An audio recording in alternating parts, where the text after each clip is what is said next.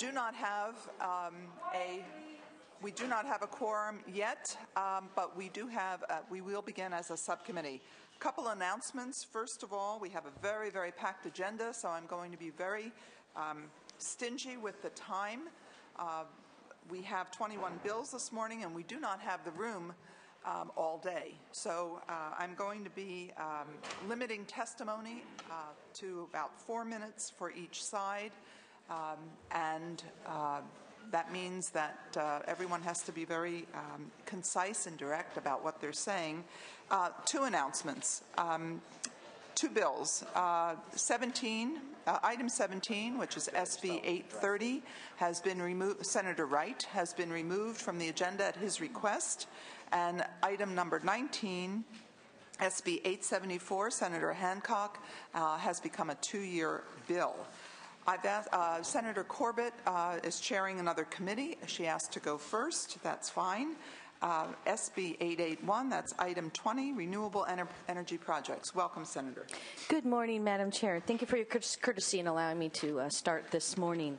I'm here to present SB 881, and for those of you who have been part of the discussion for clarity and working towards helping businesses through permitting processes, I know that's a big theme for this year, to try to make things more clear and easier so we can foster business. This bill is for you. SB 881 will require the Office of Planning and Research, in collaboration with other state and local agencies, to create a website with important resources and data to fill in the information gap for our renewable energy developers. SB 881 will also update guidelines for counties to adopt optional energy elements. This will assist a process that is both friendly and forthcoming to potential renewable energy developers. The information that will be made available will direct developers to the appropriate permitting agencies, provide a template of basic renewable energy siting requirements, provide a layered map to lay out the challenges and benefits for the renewable development in specific areas of the state, and give examples of mitigation measures used in the past. Currently, we have no state website for renewable energy development that covers the entire state, or which has the data and resources that SB 881 is asking for. We believe that OPR can play a vital role coordinating all of the separate efforts identified in the analysis to create an all-inclusive resource for renewable developers to demonstrate the state's commitment to creating these important new jobs, not to mention the energy it will bring us. I've worked with the conservation groups and the Center for Energy Efficiency and Renewable Technology to identify currently available resources that we believe would be helpful to bring together the patchwork of renewable development assistance the state has currently. I will continue to reach out to OPR, other state and local agencies, conservation groups, and renewable developers as the bill moves forward to ensure that this bill will really help to bring more renewable power online. With me today to testify in support are Pablo Garza from the Nature Conservancy and Kim Delfino from Defenders of Wildlife. All right. Thank you, Senator. Witnesses in support. Good morning. My name is Kim Delfino, and I'm with Defenders of Wildlife. We strongly support this bill. We've been working on renewable energy, facilitating renewable energy development on public and private lands for several years now.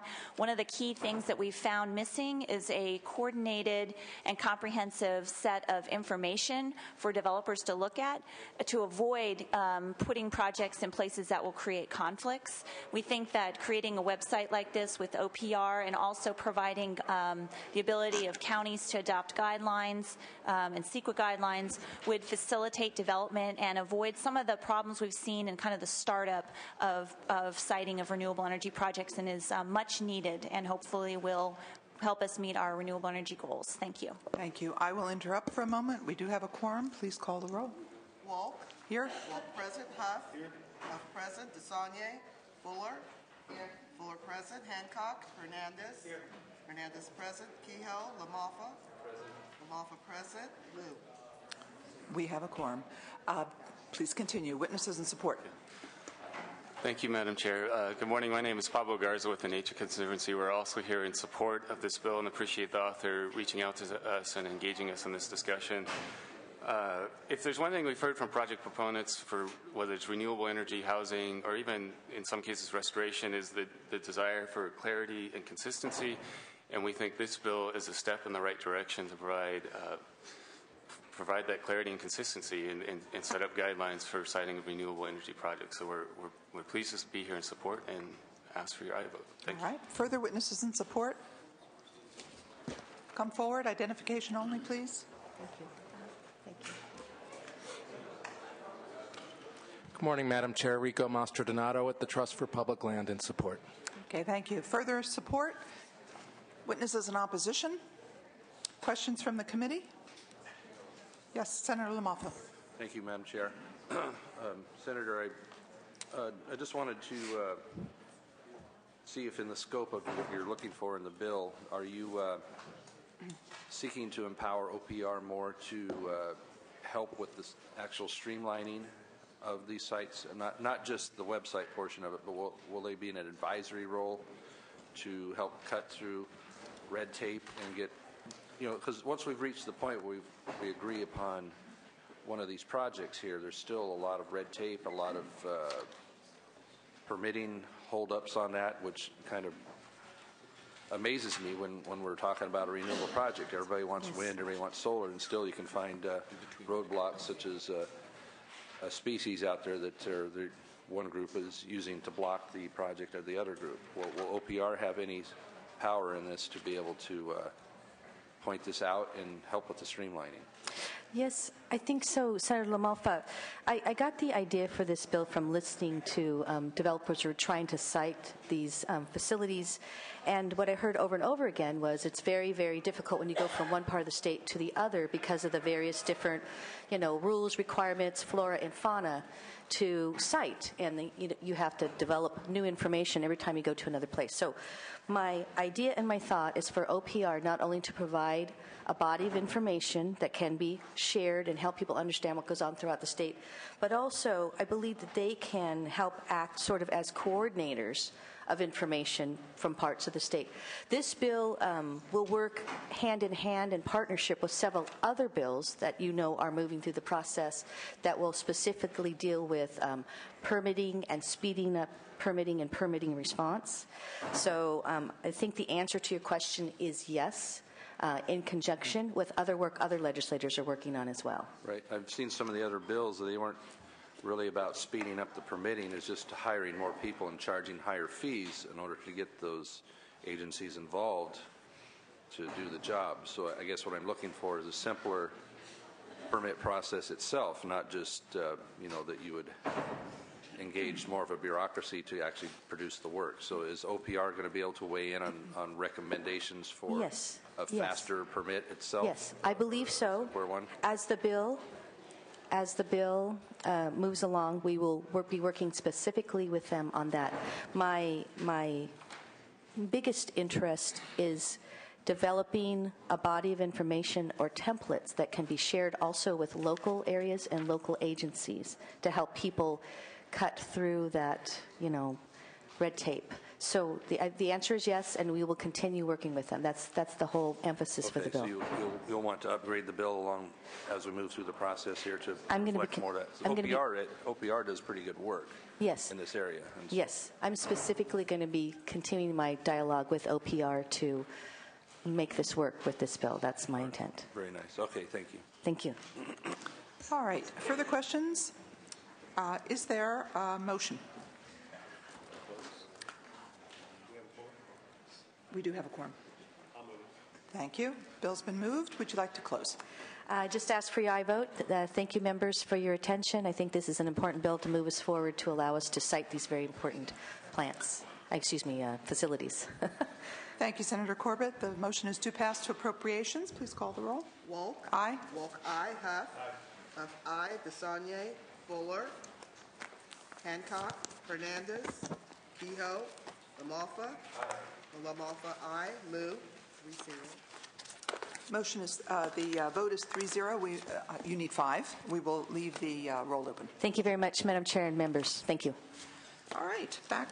We have a consent calendar. The items on the consent calendar are item 3, SB 194, which is a committee bill, Local Government Omnibus Act of 2011. And we have item 16, SB 805, Committee on Veterans Affairs on sales and use tax exemption. Is there a motion? Is there a motion for the moved? The consent calendar has been moved. Please call the roll. Wolk. Aye. Wolk, aye. Huff. Huff, aye. DeSaulnier. Fuller. Fuller, aye. Hancock. Hernandez. Kehoe. LaMalfa. LaMalfa, aye. Moved. That's 4-0. 4-0, and we need 5 votes, so we'll leave that open for the remainder of the meeting. Senator Blakesley, item 1, file order. SB 17, budget bills, public review. Welcome. Thank you, Madam Chairwoman. Thank you, committee members. We in the legislature often call for transparency and openness in both state and local government. But sadly, we have not extended those principles to probably the most important piece of legislation that we contemplate and pass each year, the California state budget. We've often seen backdoor deals and special favors slipped into the final budget bill in the late hours of the night. And this leaves us as elected officials at most a very short period of time to understand the impacts and effects of such provisions, and oftentimes to challenge even to find them. Many of you remember just last year we were forced to vote on the 800-page main budget bill before it was available online or in print during one of the longest budget impasses in history. And this tradition of late-night amendments does not lend itself to transparent and sound budgeting, and in fact damages trust with the California people. The voters have expressed on both state and national levels their frustration with this process. A 2009 Rasmussen report found that 83% of voters say legislation should be posted online in final form and available for everyone to read before Congress votes on it. And California is not the first state to propose such a requirement of providing sufficient time to analyze a state budget. 23 other states have similar policies. A more transparent government begins with providing people with the opportunity to learn how public funds are proposed to be expended before bills making multi-million-dollar appropriations become law. And this is especially true at a time when we're seeking to solve our state's fiscal problems by making tough decisions with real-world effects. SB 17 ensures the public's right to review the budget and provides interested parties the opportunity to make informed judgments. SB 17 would return transparency, accountability, and responsibility to the budget process and help us do a better job in discharging our responsibilities, being accountable to the public. Ask for your aye vote. Thank you. Witnesses in support? Madam Chair, members, good morning. David Wolf here with the Howard Jarvis Taxpayers Association. We're in support of the bill. As Senator Blakesley mentioned, legislators should be accountable to the people that they serve, and this is no more true than for the budget bill, which is arguably the most important document passed out of this House every year. SB 17, among other things, will certainly lead to fewer end-of-session travails. One of my favorite examples in this process over the past couple of years was a water bond hearing 2 years ago. And one legislator during this hearing was heard to remark that not only had he not read the bill in question, but the paper was given to him and it was still warm in his hands. I would argue, members, that that's no way to run a transparent government. And lastly, I would just make the assertion that it is fundamentally ridiculous the lengths that people have to go to in order to stay up on the budget. Consider this, members. In order to be, aware of what's going on with the budget process, you first, number one, must be awake at 2 a.m. Number two, you must know to turn to Cal Channel to keep abreast of what's going on in the process. And number three, you have to know to follow the Twitter accounts of Tori Van Oot, Shane Goldmacher, and Kevin Yamamura in order to figure out what's going on. Again, this is no way to run a transparent representative democracy. SB 17 would help to alleviate that for the budget bill, and for those reasons, we'd ask for your support. Thank you. In support? Further support? Yes, good morning, Madam Chair and committee members. My name is Allison Olson, and I'm speaking on behalf of the California Federation of Republican Women. The CFRW represents tens of thousands of women across the state who stand in support of SB 17. SB 17 would allow for a more transparent budget process than what has been traditionally produced. The budget is the most important issue facing our state, and the manner in which it is passed should be as well thought out as it is transparent. The budget process should be one that is carefully considered, with the final budget bill and any other related budget bills thoroughly vetted before coming to a vote. 72 hours for the sake of transparency is very little to ask on behalf of the citizens of the state. The Republican women believe in holding all of our representatives accountable, but how can our legislators achieve accountability when last-minute budget deals are made behind closed doors and trailer bills are added to the budget under the cloak of darkness? The idea that the 72-hour period would be too much of a burden for legislators, who are servants of the people, is entirely without merit. Californians deserve a better budget process. Therefore, the CFRW respectfully asks for your aye vote. Thank you. Okay, thank you. And support? Yeah, Gina Rodriguez with California Taxpayers Association. Both the Assembly Speaker and the Senate Pro Tem have voiced support for additional transparency with the budget process. We've had some success this year. It's been a little bit more open. We all kind of know what's going on with the budget. But SB 17 would help further the legislature's goal of improving transparency by making the actual text and language of the budget available to the public. For this reason, we ask for your support. In support. Further support? All right. Witnesses opposed? All right. Hearing none. Questions of the senator? All right. Hearing none. Has the bill been moved? Oh, yes. Senator Huff. Yeah, Senator Blakesley, I think your bill strikes at the heart of something that's been necessary for some time. We've all had those warm-in-the-hand budget bills in the middle of the night we've had to vote on. I can remember leaders that have changed hands because of forced votes on things they were not prepared to vote yet on. Sadly, some of these things are by design. Some are by default, but nevertheless, it's something this institution should change. By way of example, there's a roadshow of the budget going on. One's going to be in my district, Cal Poly Pomona, this Friday. Another in Fresno, one in San Jose. We have yet to see an agenda. We have yet to see who the speakers are lined up, and we're 2 days away from that. You might say less than what you would require in this bill to look at something, and yet we're supposed to be able to talk intelligently on these things. This is systemic to this institution. I wholeheartedly support your bill. Thank you. That's a motion. Well, he moved. All right. Would you like to close? I would, just real quickly, and I want to thank the chair for her leadership on performance-based budgeting principles. You've worked very, I think, hard on this for quite some time to improve Senator our budgeting processes.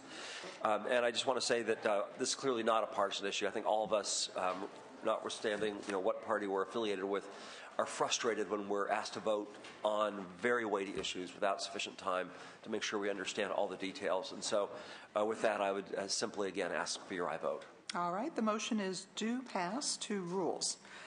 Please call the roll. Wolk. Aye. Wolk, aye. Huff. Huff, aye. DeSaulnier. Fuller. Aye. Fuller, aye. Hancock. Hernandez. Kehoe. LaMalfa. LaMalfa, aye. Moves. 4-0. 4-0. That will remain open. You need 5 votes. Thank you. All right. Let's see. I know, Senator Vargas, you've been here for a moment, but I believe Senator Yee is ready to go. File order. Oh, he's not here? Senator Vargas. It pays to be in the seat. Thank you. Senator Vargas, before we begin, very good bill. Amends. Yes. Please begin. Thank you very much, Madam Chair. Madam Chair and Senators, thank you again for allowing me to be here and to present, and thank you for the courtesy of allowing me to go at this moment. I appreciate it. I would like to accept the Chair's suggested amendments that would increase the minimum contribution amount from $200,000 to $250,000 and decrease the number of years to meet the minimum contribution from 3 to 2 years. I believe those are the... That's correct. Yes. Thank you. Thank you. This bill would extend the ALS Lou Gehrig's Disease Research Fund on the state income tax form to January 1st, 2016. ALS Lou Gehrig's disease is a progressive neurodegenerative disease that affects motor neurons in the brain and in the spinal cord. There is no known cause, prevention, treatment, or cure. Based on U.S. population studies, a little more than 5,600 people in the United States are diagnosed with ALS each year. It is estimated that every 90 minutes someone is diagnosed with Lou Gehrig's disease, and every 90 minutes someone else dies as a result of the disease. In 2008, the legislature passed a law allowing Lou Gehrig's Disease Research Fund on the state income tax form. However, the tax checkoff did not meet the $250,000 minimum requirement to remain on the form, and therefore was removed in 2010. Fortunately, the presence of the tax form was of great benefit toward research funding for this disease. Madam Chair, there is no opposition to this bill. I respectfully ask you, I do have witnesses here to testify in favor. That would be fine. In support. Good morning. Thank you. Fred Fisher, President and CEO of the ALS Association's Golden West Chapter. In addition, I would only add that our primary goal of this is to find an effective treatment and cure for Lou Gehrig's disease. And in addition, we are using these funds to build California's research infrastructure. We want to see California become the leader in the country in ALS research. With me here, we have two patient families. I'll introduce you to Linda Della. Welcome. Glenn, let me allow me to Thank you. Good morning. Thank you for allowing me to speak in favor of this bill. If my husband was alive today, he would be here instead of me. My husband was named Timothy Davis, and he actually used to work in the Capitol. He worked almost 20 years for the Senate Energy and Public Utilities Committee under the late Senator Alquist. He died of ALS in 2008. He retired from working in the legislature in 2005 when he was diagnosed. At the time he was diagnosed, he was walking with a cane, walking with a walker, and over the next 3 years, ALS would take away all of his motor functions, except for the ability to understand what was going on. My husband died when he could no longer breathe, and yet he knew exactly what was happening. Rarely, ALS runs in families. While 90% of it will strike anyone at any time, about 10% is hereditary. And unfortunately, my husband's father died of ALS in 2003, and his grandfather died of ALS in 1956. You would think over all that time, we would have figured out why it starts, or how to arrest it once it begins, or how to at least give families with a genetic mutation a cure, but none of that exists. Thank you very much for your aye vote on this bill. It will help raise awareness for ALS and will help generate funds for research, which are really badly needed. I appreciate it very much. Thank you. In support? Good morning, Madam Chair. What can we do about this? Yeah. Senator Vargas or the Sergeant, if you could hold that so we can hear. That would be great. Welcome. Thank you. My name is Jim Barber. I have ALS. I'm here today with my wife of 43 years, Cheryl, without whom I would do absolutely nothing these days. I'd like to give you a sense of my journey. I noticed a weakness in my right arm in 2006, went to the doctors, they diagnosed ALS. The disease then spread to my left arm and then to my legs. As of last summer, I became wheelchair-bound permanently. I can no longer stand, walk, or feed myself. I am luckier than most, though. After 4 years, I can still breathe and talk, although those functions will go away over time. I take the one pill that is prescribed for this disease in the 150 years since it was identified. It gives some patients, an extra month or two of life. Past that, care and prognosis is symptom management. Every 3 months I go into the ALS clinic and they determine how far I've deteriorated to see what further assistance I'll need in movement, communicating, eating, and breathing. Worse, families get this disease vicariously. In most instances, family members are the caregivers who give the care at home. In the later stages of the disease, 24/7 care is required, often at an uninsured cost of hundreds of thousands of dollars per year. I am pleased to report a recent upbeat development, namely that some of the funds from the 2009-2010 Tax Checkoff ALS Research Fund already are being put to use in California. Last month, I gave a tissue sample for a clinical study being performed by a South San Francisco-based company, Hyperion, which is taking a leading role in pursuing adult stem cell research for ALS. This disease is a toughie. Research is the only way out. We need some help. I urge an aye vote on Senate Bill 583, and thank you for your time and attention. Thank you for coming. Further witnesses in support? Witnesses in opposition? Questions from the committee? Yes, Senator. Yeah, I had a nephew diagnosed with ALS 10 years ago, and he made a living speaking, and he lost his ability to really speak in a coherent manner after about 3 years. But when he passed the 5-year mark, they re-diagnosed it as PLS, which is unknown.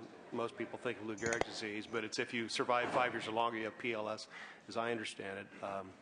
he has a very loving wife as well, without whom he couldn't make it. But this is such a dreaded disease. The good news, it's not that frequent. The bad news is it is management is all. And so anything we could do in research is certainly helpful, and I wholeheartedly support your bill and would be pleased to make that motion. All right. Further comments from the committee? The motion is do pass. The amendments will be taken in appropriations. Please call the roll. Wolk. Oh, excuse me. Would you like to close, Senator? I could not have done better than the witnesses. Thank you. Okay. Please call the roll. Wolk. Aye. Wolk, aye. Huff. Huff, aye. DeSaulnier. Fuller. Fuller, aye. Hancock. Hernandez. Kehoe. LaMalfa. LaMalfa, aye. Liu. It's 4-0. You need 5 for it to pass. We will leave the roll open for the rest of the committee members. Thank you again for coming. Thank you. Thank you Good for your luck. time. Thank you. All right. I think I see Senator Yee. Have a seat. Item number 9, SB 364. Clawback. I love that expression. Clawback. Senator, welcome. Thank you very much, Madam Chair and Senators. This bill comes back to you, I think, with a lot of improvements, and hopefully we'll be able to get this bill out. But before that, let me accept amendments that are on page 5 in the analysis to clarify the cap and lift the reporting requirement. The bill now is a rather smaller version of, I think, what we were intending to do, but by that, making it a lot better bill and a lot simpler. What this bill will do is to not deal with any retroactive claims, but rather claims of future tax incentives intended to create jobs that will cut then if a company cuts 10% of their workforce within a year, then the state will penalize them for $5,000 for each of the full-time job loss beyond the 10%, and the penalty will not exceed the amount of the tax incentive. Simply put, what this bill does is to just hold everybody accountable. I think all of us need to be held accountable in these tight economic times, and so if we are going to take precious tax dollars to try and do certain things, we should in fact ensure that that is exactly what's done. 20 other states enacted similar clawback bills, and with that, urge an aye vote. Witnesses in support. Hello, Madam Chair, members. Sarah Flocks from the California Labor Federation, and we are proud to co-sponsor this bill with the state building trades. This is a bill to make state spending through the tax code more effective and more accountable. Corporate tax breaks are created as an incentive to business to come to California, to create jobs, and to fuel our economy. And I know that this committee has had lots of discussions about the need for that. But if corporations are taking these tax breaks and then eliminating jobs, moving jobs out of state, or creating a drag on our economy, taxpayers have no recourse. So this is basically a bill to make sure that taxpayers aren't subsidizing mass layoffs through the tax code. And recent events show how necessary this kind of accountability is. Just the recent example of Genentech. They spent $1.6 million to oppose Prop 24, which was going to repeal 3 recent tax breaks enacted through the budget. And they basically said that they needed these tax breaks to be able to stay in California and create jobs. After the election, after Prop 24 was defeated with the help of $15.6 million in corporate money, they turned around and laid off 840 Californians, eliminated those jobs. Another example is the Enterprise Zone tax credit program. The state has spent $3.6 billion on this program since its inception, even though the LAO and other independent researchers have shown that it's not effective and does not create jobs. So this bill basically does 2 main things. One is that it creates a disincentive for companies to lay off workers if they're receiving tax breaks. So if the public is giving a corporation a tax break, and they lay off 10% of their workforce, this bill would trigger a penalty, a per-worker penalty.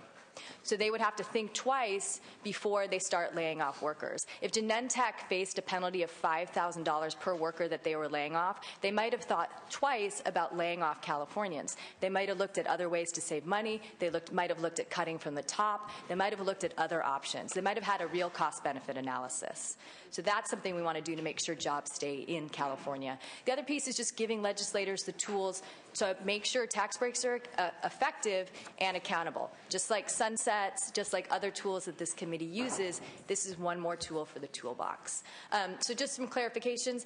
This does not apply to the Enterprise Zone program or research or development, even though I use those examples. This is for future created tax breaks. It applies to businesses over 100 employees, and it's only after they lay off 10% of their workforce to account for economic cycles.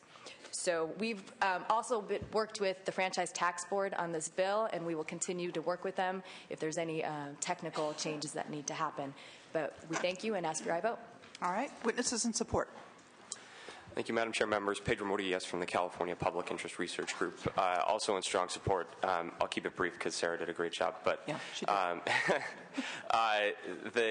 The gist of this bill is that it will help the state be more efficient with the tax breaks that it gives out, in particular ensuring that taxpayers get what they're paying for when they grant corporations tax credits for creating jobs. It will help to ensure that they actually do create those jobs. And we urge your vote. Thank you. In support. We have a few minutes, another minute left or so of testimony. Okay. And then Madam Chair, Member Cesar Diaz, on behalf of the State Building and Construction Trades Council, we're also the co-sponsors of this legislation. I find it very important to look at these tax credits and have reforms available so that to ensure that there is actually job created and benefit to California workers and the economy here. In the era where we're looking at eliminating enterprise zones, eliminating redevelopment, and other things to get more funding back into the general fund, it's important to look at these and make sure that they are actually doing what they say they're doing with this credit. So for those reasons, we urge your support. Thank you. Okay, in support. ID only, please. Haley Corliss on behalf of the California Tax Reform Association. We support this bill. Thank you. Janus Norman on behalf of the American Federation of State, County, and Municipal Employees in support of legislation as well. Okay. Shane Gussman on behalf of the Teamsters, Amalgamated Transit Union, United Food and Commercial Workers, Unite Here, and others in support of the bill. Okay. Randy Cheek on behalf of SEIU Local 1000 in strong support. Okay, in support. Madam Chair, members of the committee, Lee Sandahl with the International Longshore and Warehouse Union, and we are in support. All right. Further support? Witnesses in opposition, please come forward. You have about 4 minutes, so choose your spokespersons.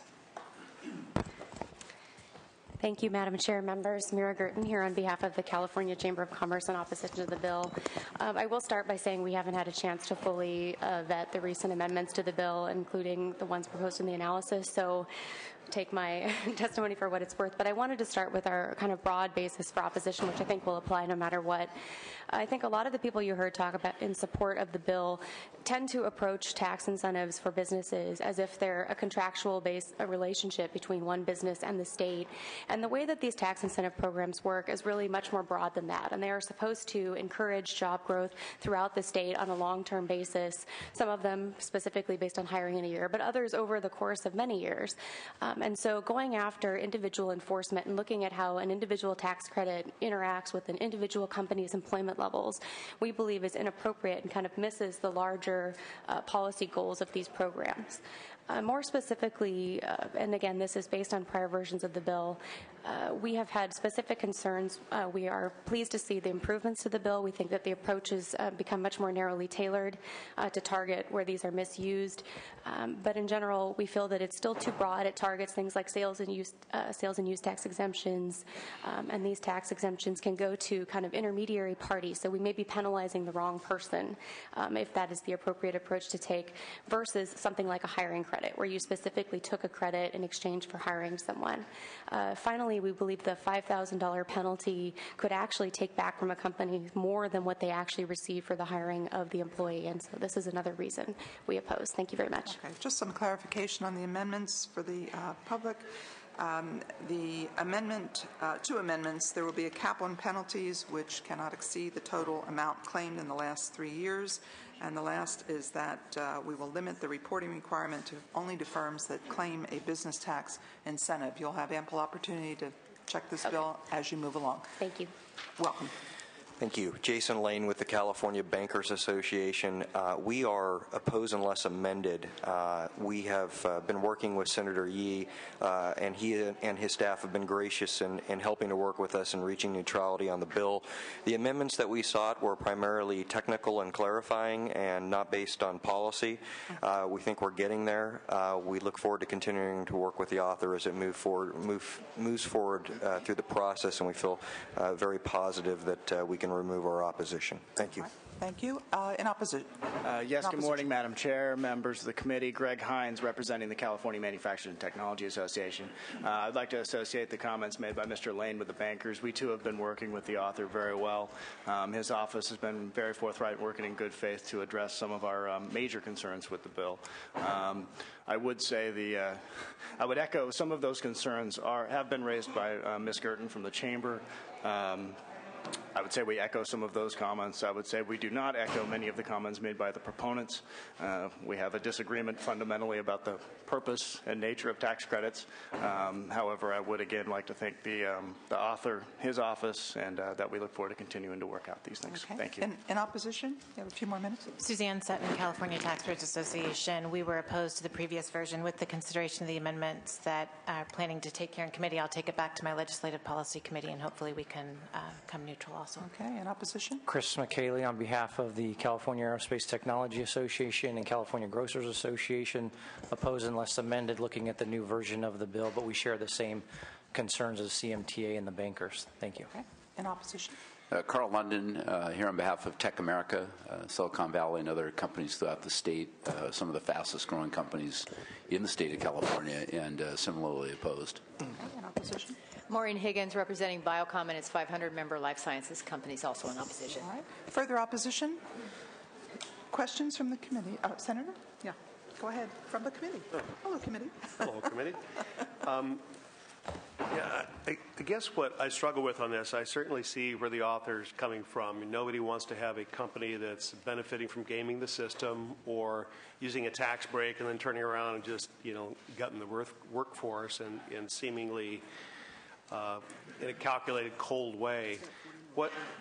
I guess there's sort of a rhetorical question. Would there be value for a company to take a credit and keep somebody employed for 9 months or 10 months or 11 months, even though they don't hit that year mark? And I would argue yes, because certainly jobs in the meantime have value to them and to society, and certainly they wouldn't be on our payroll drawing unemployment or other services that are necessary. And what I don't see being addressed in the bill is accounting for external economic factors. If you have, a recession that hits very suddenly and to stay alive they have to make cutbacks, or whether there's competition that comes in that has changed their business plan significantly, all these kinds of things can force them to make some very drastic and rapid business decisions or go out of business. And if they go out of business, or if this bill goes into effect and they're whacked another $5,000, and that is what forces them to go out of business, have we done what we're trying to do to society to keep these job generators still in business as opposed to going out of business? And I don't think you've dealt with that here. There may be a way to do it, but I don't see any kind of a sliding scale or looking at outside factors that are negatively impacting their business and changing the calculus that they employed when they were looking at trying to create and retain jobs. So I would just suggest that as this thing moves forward, because it probably will, I can't support it today, but I would hope that you could take that into consideration, because nobody wants them to game the system. By the other token, you don't want your penalty to put them out of business when they're already down, because when people are making layoffs, usually that means something has changed. They're having to economize and do a better job of managing the resources just to stay alive. All right, Senator, thank you. I'll just make a couple comments, Senator Yee, and then I'll be glad to move the motion to move the bill to appropriations as amended. I think that taxpayers want value for their money.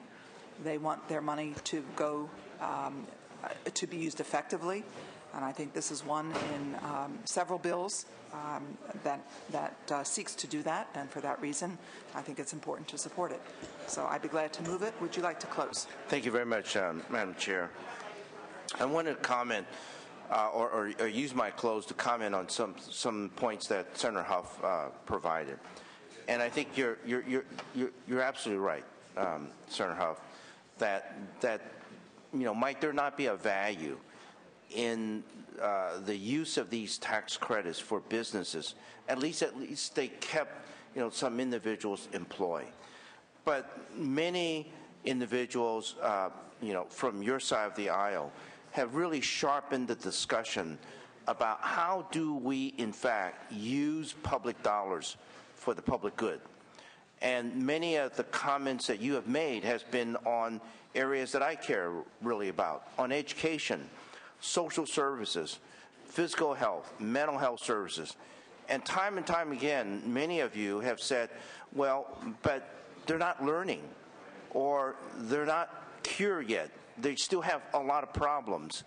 And rightly so. You have said that, well, we're here spending extraordinary amount of taxpayers' dollars, and we ought to really look at the end results. And I think that because you have pushed us, we on the other side of the aisle have really sharpened, our questioning and asking education and social health services. You really got to, dramatically improve the quality of the service, and then finally, at the end of the day, these kids have to learn that these individuals have to have a job, and they have to achieve something. And it is because of what you have said that has also helped me to sharpen my look at other areas, and that's where this bill is. The reality is that individuals, companies say that they want to stay in California because they want to be here. And as an incentive to be here, give us a tax credit. And then we are now asking, well, what is it that we are getting for these tax credit?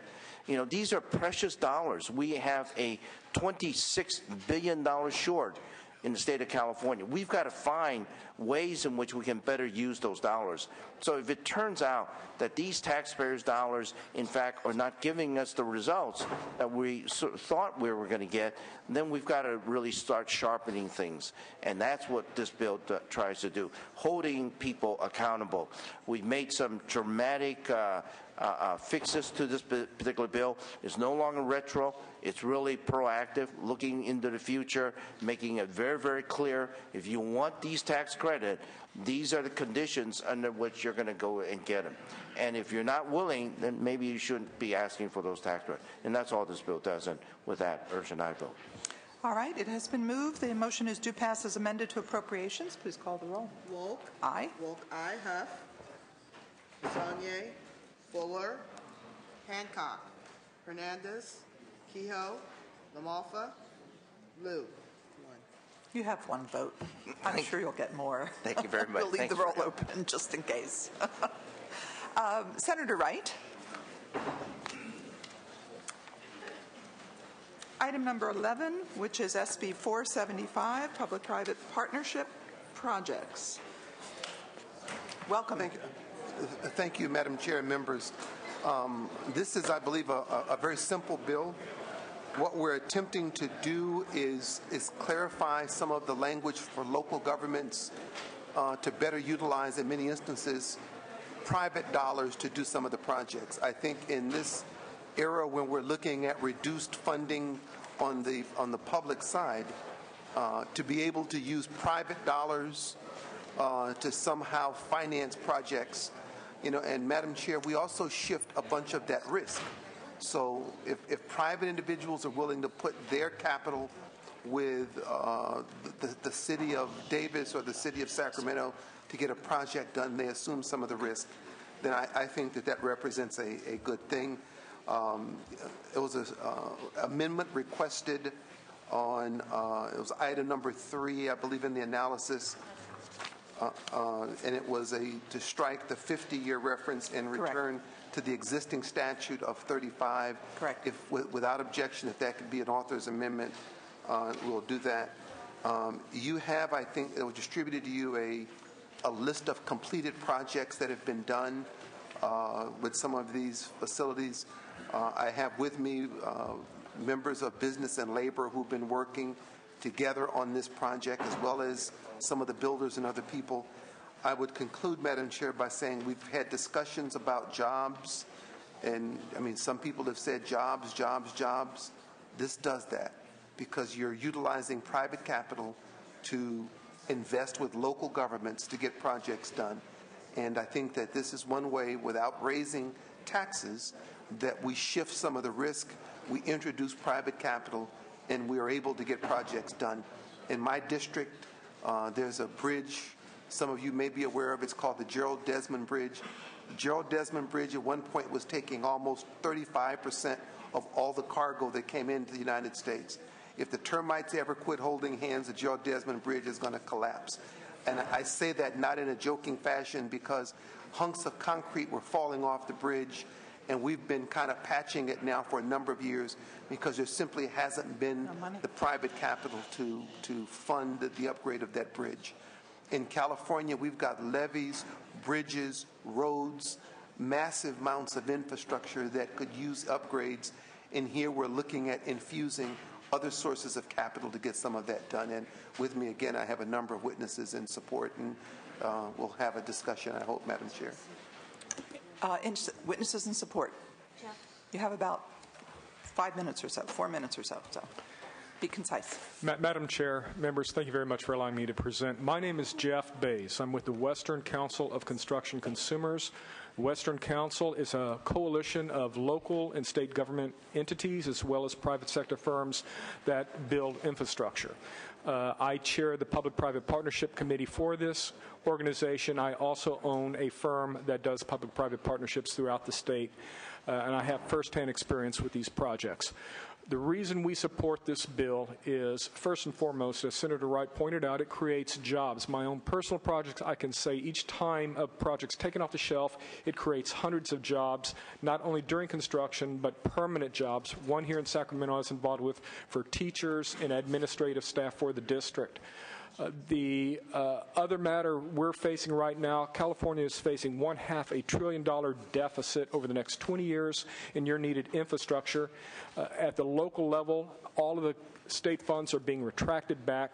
Having local government not be able to access private capital to fulfill their needed infrastructure projects is like tying their hands and sending them into a fight. This bill, Government Code 5956, and its clarification through SB 475 is not a new law. It just clarifies it and makes existing law more usable for local government. Thank you. In support.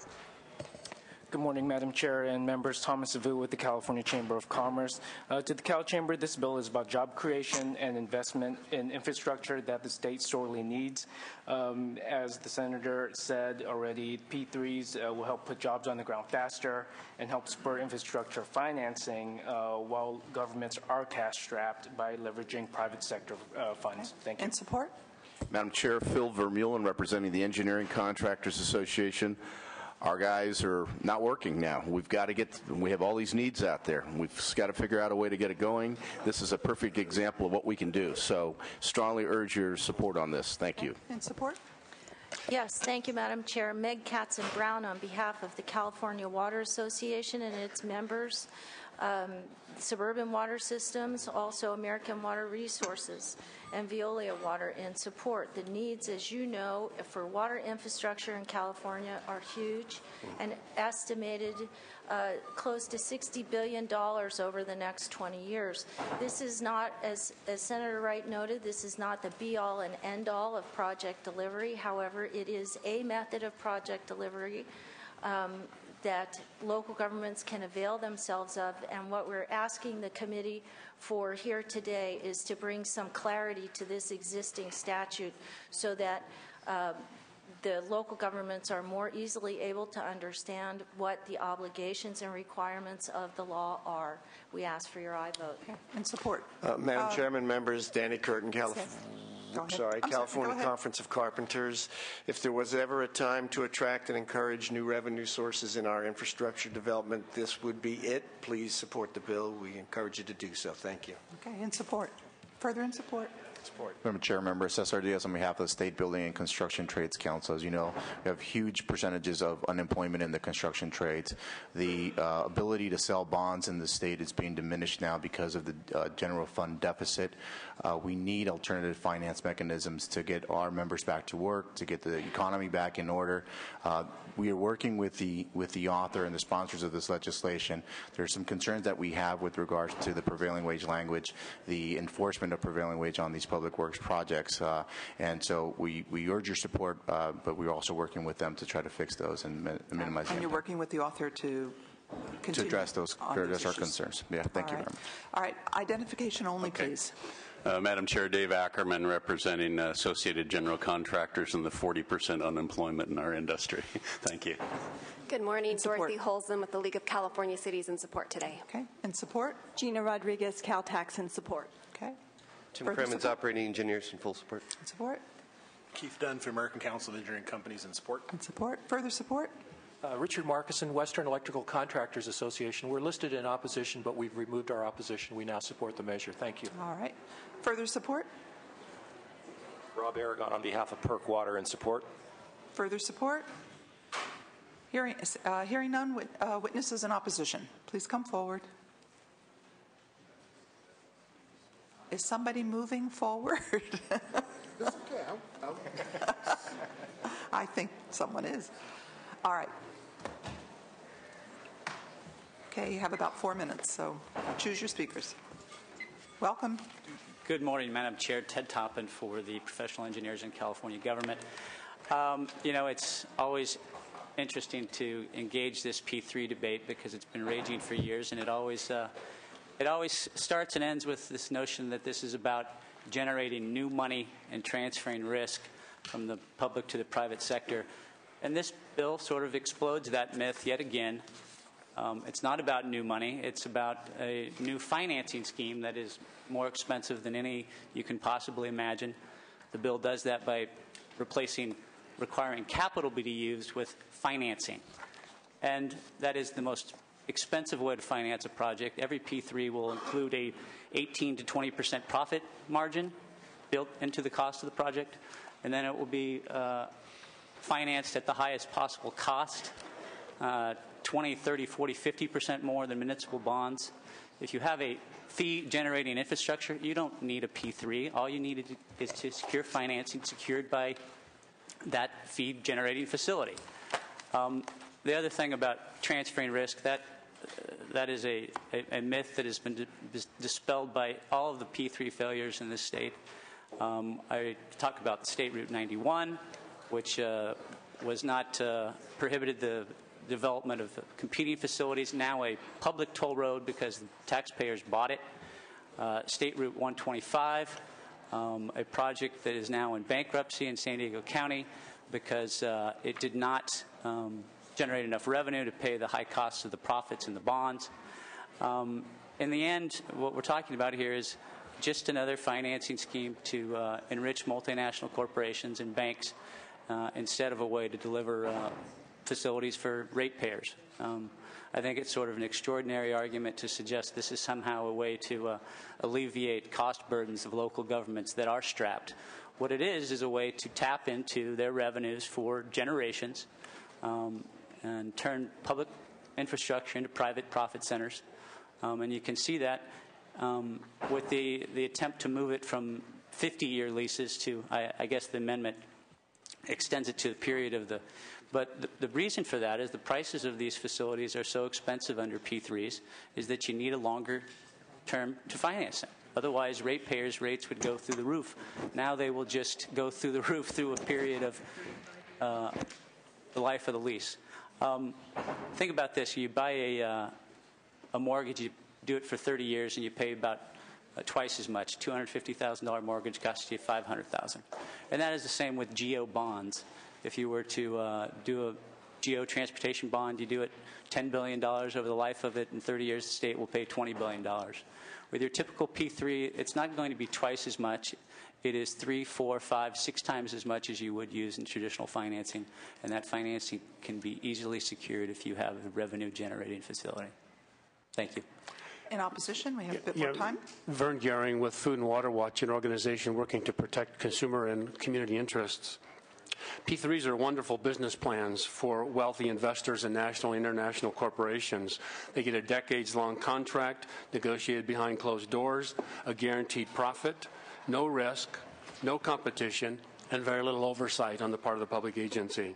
You can't get this kind of deal on Wall Street nor on Main Street. P3s do not share risk. This bill and current law is very clear, and this bill makes it clear that user fees will cover 100% of all direct and indirect costs, including a guaranteed profit. P3s do not generate new revenue. All of the revenue is eventually paid by user fees, as was mentioned earlier.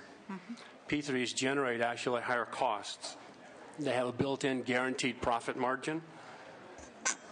Private financing is more expensive than public financing, and the local agencies incur greater bureaucratic overhead costs in order to oversee them. We are often told in response to our opposition that, well, if a local agency thinks that P3s don't pencil out, that they won't enter into them.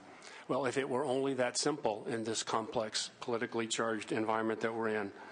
How many times has the legislature adopted a budget that didn't calculate whether we had to come back mid-year and make adjustments? And that's only dealing with a one-year budget, not a 30-year or 35-year budget and plan. We asked for your no vote on this bill. All right.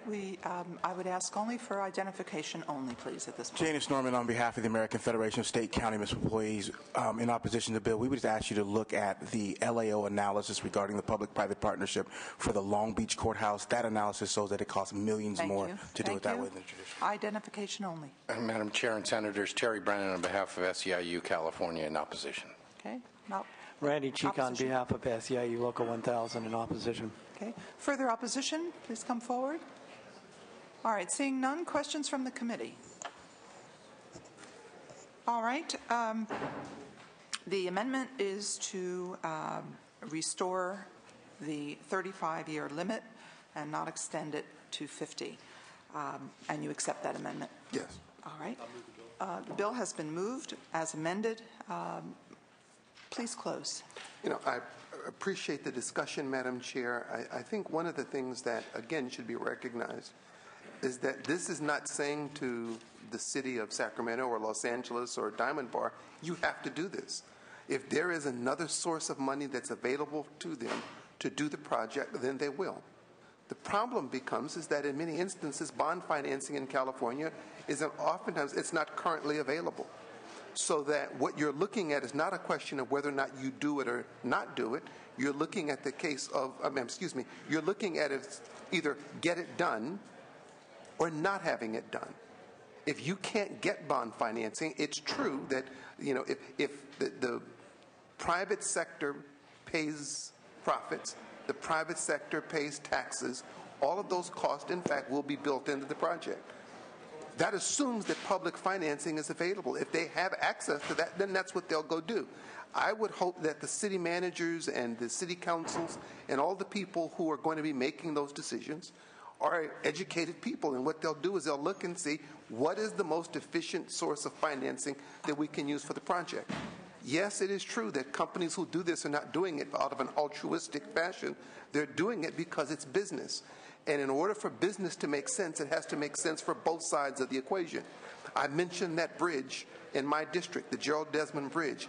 If it collapses, the loss to the state of California will literally be millions of dollars a day. At that point, we will have paid a whole lot more money in our zeal to say that we're not going to do it with private dollars if they're available. I think that this gives us a tool. It doesn't mandate that the city do anything. It gives them the option of saying, we would like to do this project. We would like to hire people and get that done. And which way is the most efficient way to get it done? That's why I think 475 makes sense. I would ask for your aye vote again. It does not mandate that any city take any 3P that they do not wish to enter into.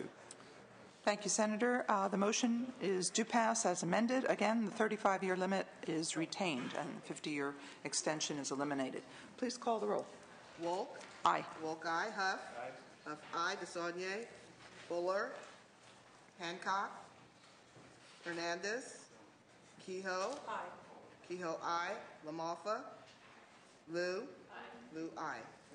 You have 4 votes. You need 5. We will leave the roll open for Thank the rest of the committee. Thank you very much. Senator Leno, I hope everyone is here for this bill. I doubt it, though. Welcome, Senator Leno. Item number 5, SB 223. Thank you, Madam Chair. We will be very respectful of the committee's time. This bill is not new to this legislature, but very succinctly, it is about local control and voter determination. And I'm very pleased to have co-sponsors here, the San Francisco Chamber of Commerce, along with the San Francisco Labor Council. We don't get to join hands all that often. Let's take a picture. But on this issue, we do.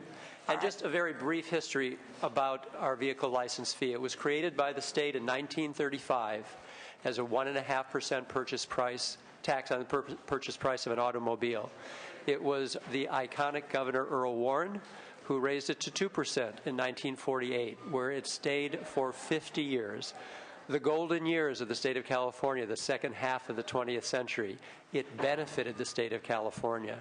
And of course, none of these dollars ever came to the state government. They stayed with cities and counties to pay for police and fire protection, to keep libraries open, parks open, and to keep our streets swept clean. The history got a little convoluted at that point for Republicans to offer votes to get to the 2/3 threshold in '98 when we were at the height of the dot-com boom, and we actually had surplus tax revenue. What an antiquated thought. The agreement was that there would be a temporary relaxation of the vehicle license fee to return some of that surplus tax revenue to taxpayers. Language in the bill at the time said as long as there was sufficient general fund revenue to make up the difference, because we weren't going to stiff cities and counties for that 2/3 worth of their vehicle license fee. At the time, it cost the general fund about $5 billion to make up that difference.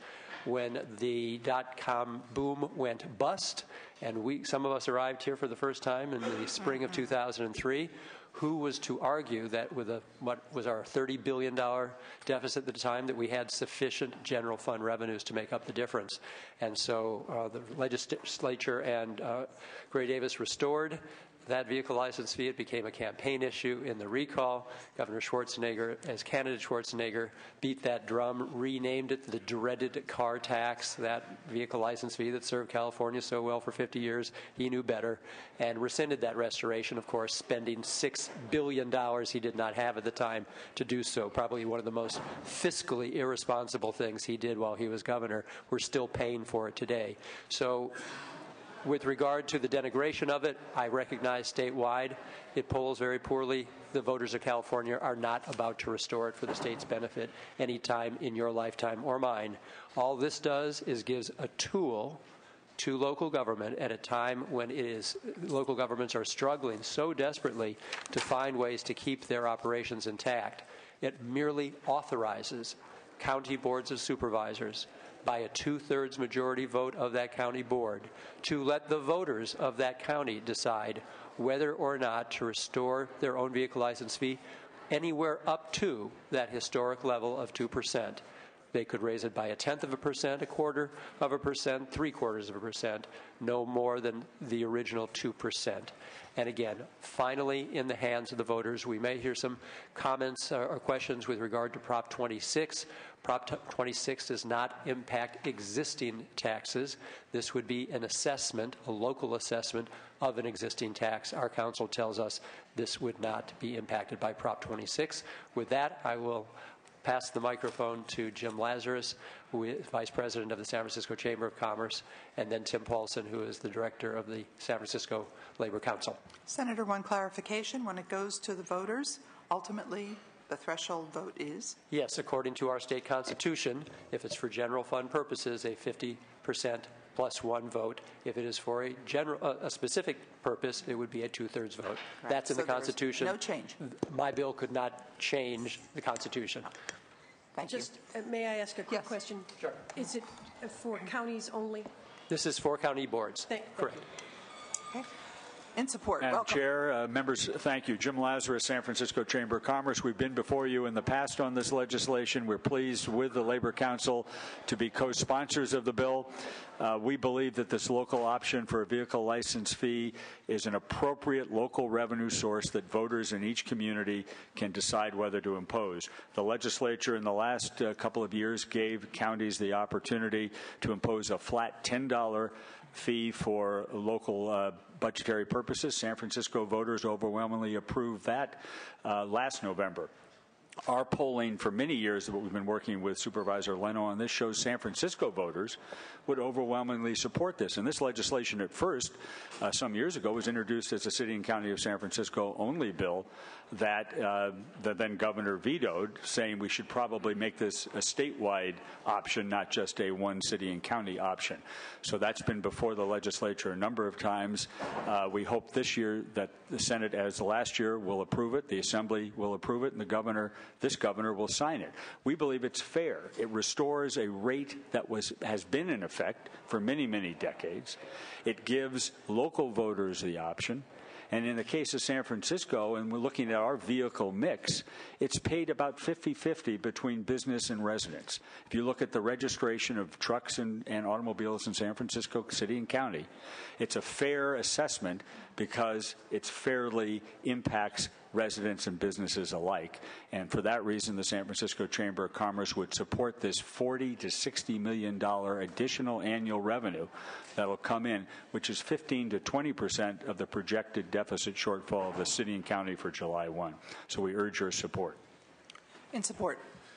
Tim Paulson, I'm the Executive Director of the San Francisco Labor Council, and I applaud the introduction of this bill on behalf of labor in not just San Francisco and California. And just very quickly, I know that you are struggling so much up here over budget issues, and of course, down in the trenches in the cities, we have those exact same battles based on the revenue shortfalls that have happened during this economic collapse throughout the United States. And I just want to say that it's great to be here with the business community as well as the labor community to support this bill. We really, really think that the theme is that let the people decide whether or not they want to take care of their government. That's what we're talking about here, and we thoroughly support this bill. Thank you. Okay, we have some time in support. Thank you, Madam Chair. Jean Hurst on behalf of the California State Association of Counties. Counties support additional tools, obviously, to help address the financial shortfalls experienced locally and, unfortunately, growing service responsibilities at the same time.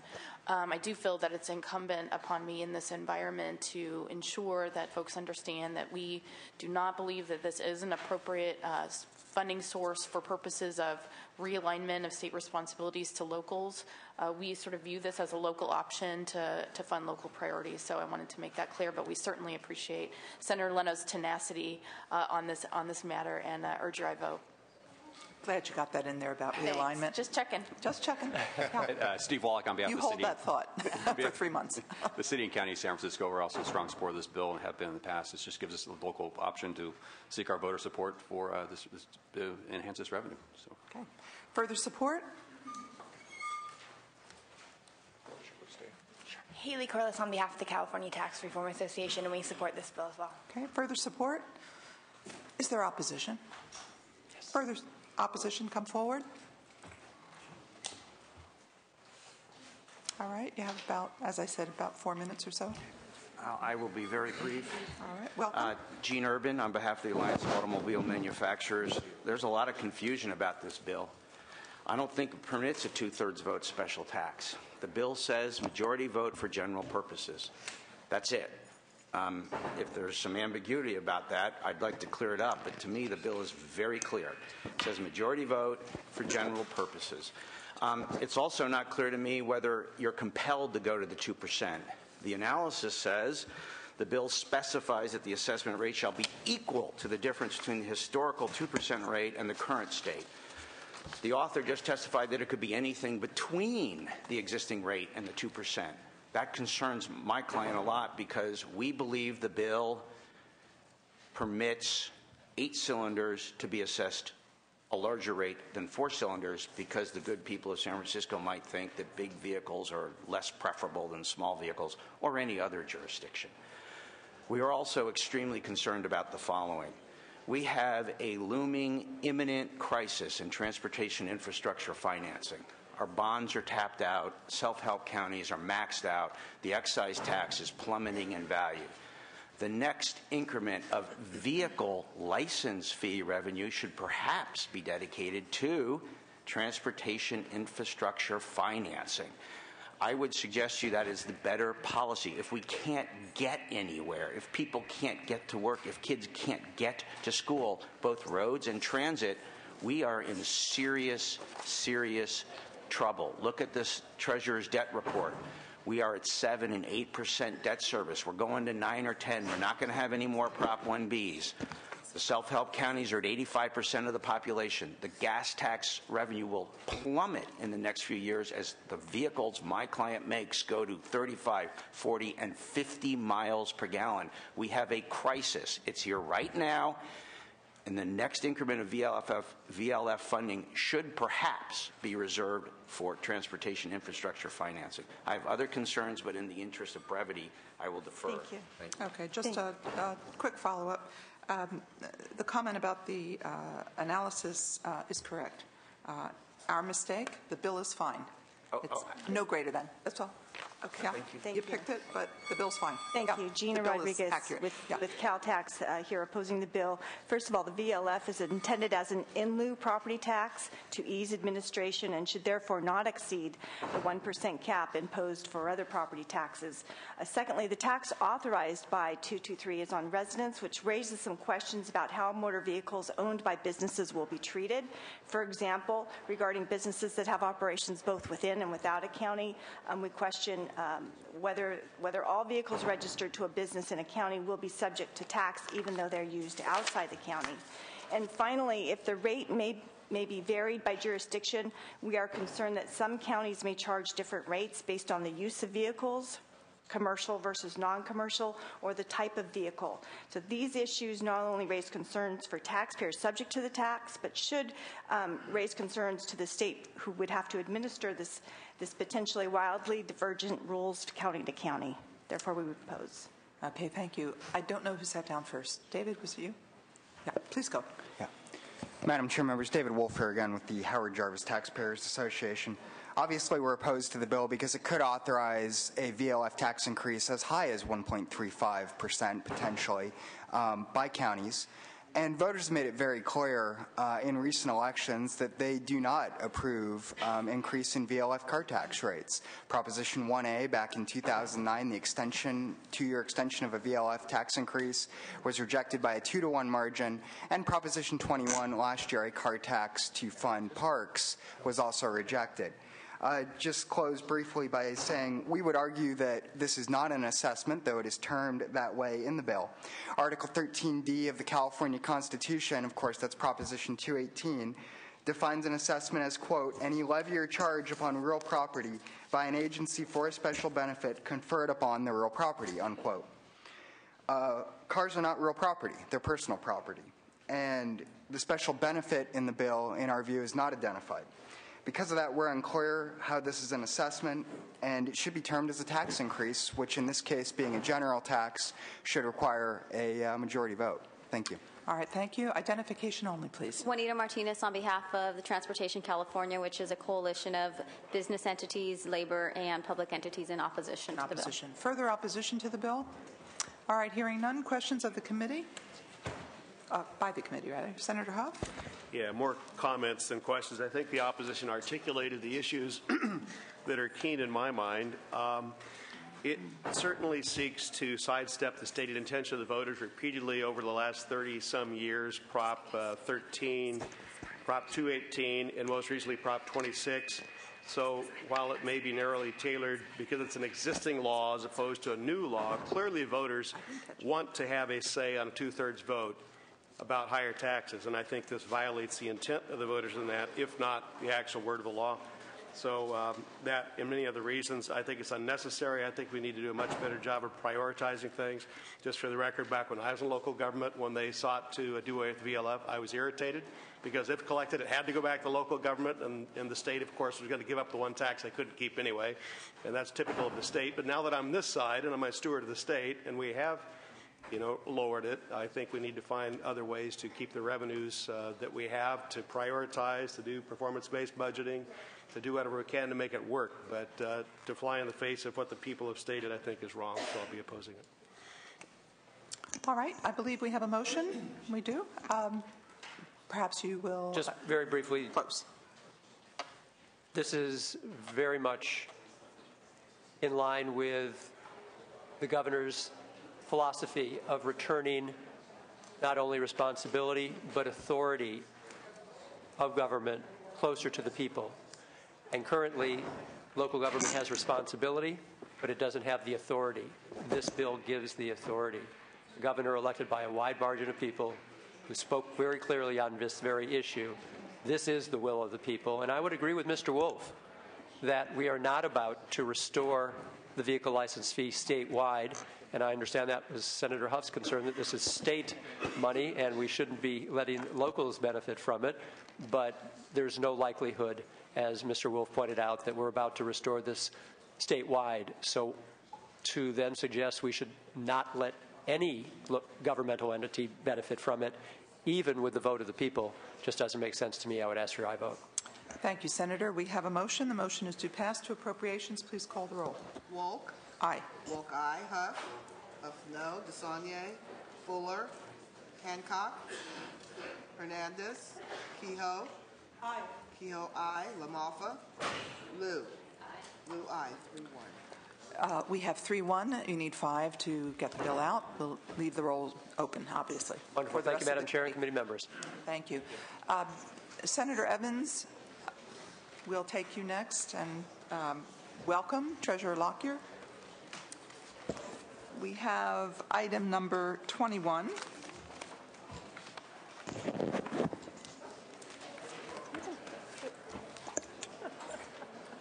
be so far away.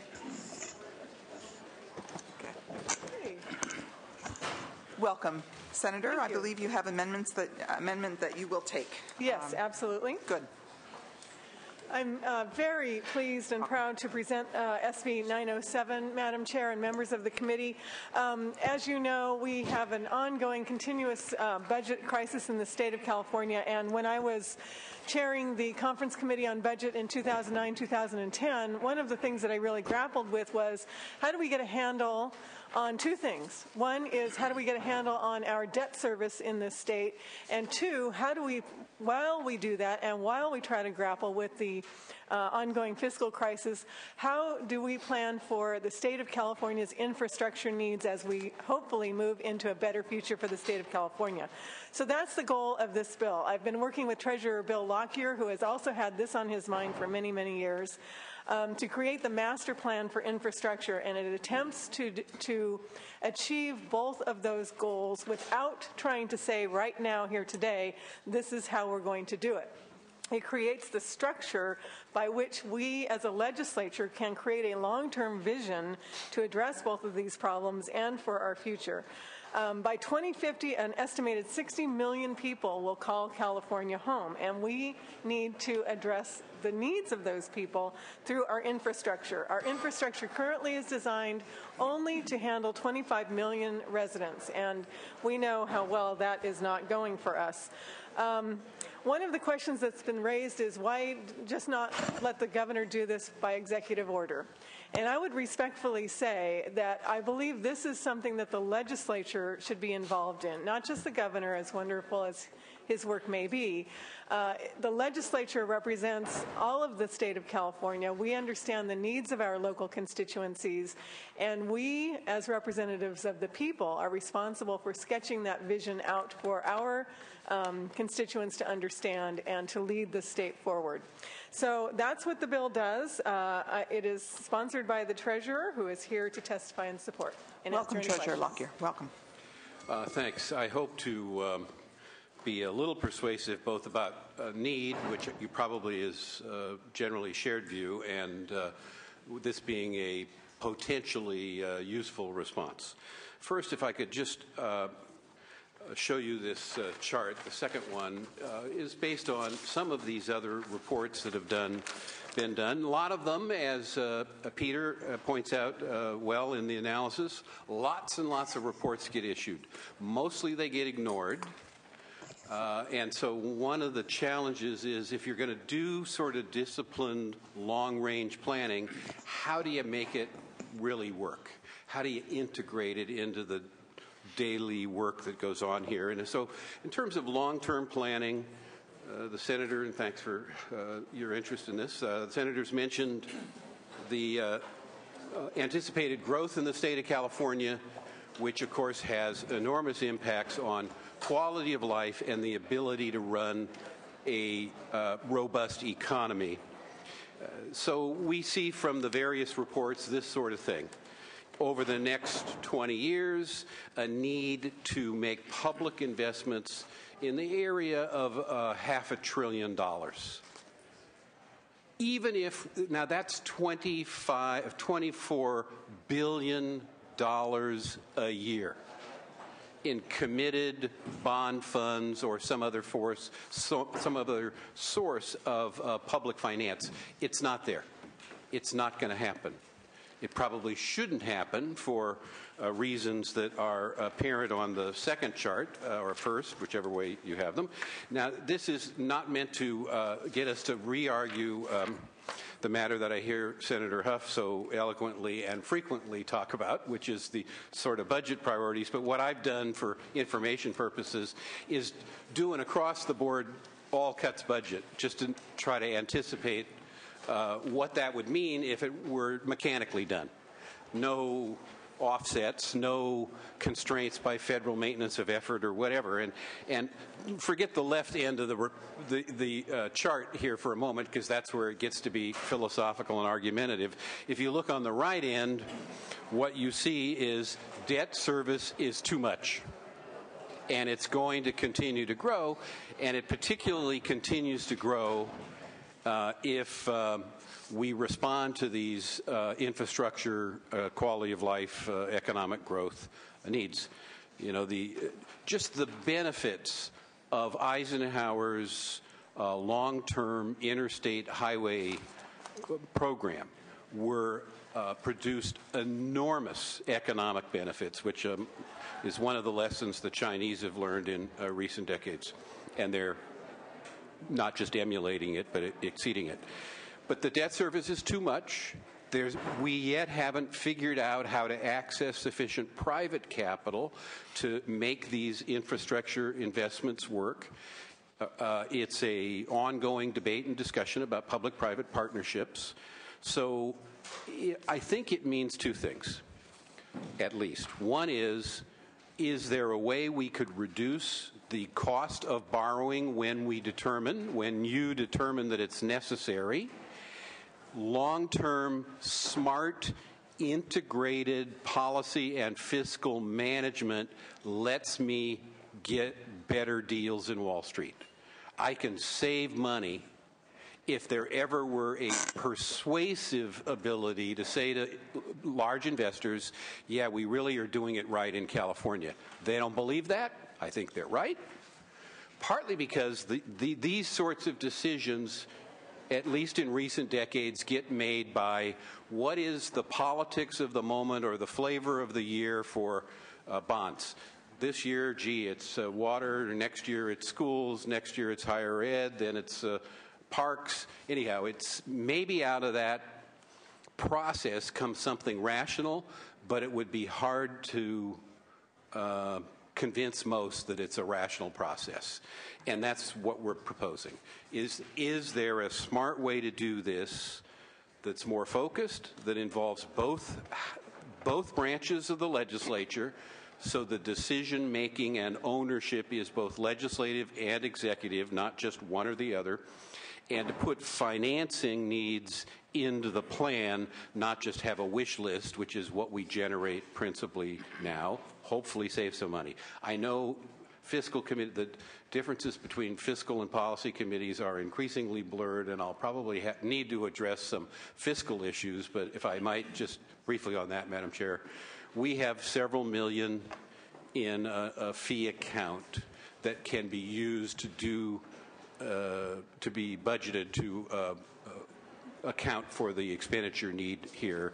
The money's there, independently of the $2 million that was swept out of this account in the last budget that you owe me. And so I'd be happy to pay for it out of what you owe me if you want to do it that way. But either way, there is, it's not a new general fund expenditure. Thank you. I'm sure our appropriations chair heard every word you said. Sure. Witnesses in support. We have a few minutes left. Okay. Madam Chair, Dave Ackerman, representing the Associated General Contractors. We're strong support of the bill. We need a commission, something like this, to look at the big picture in the long term.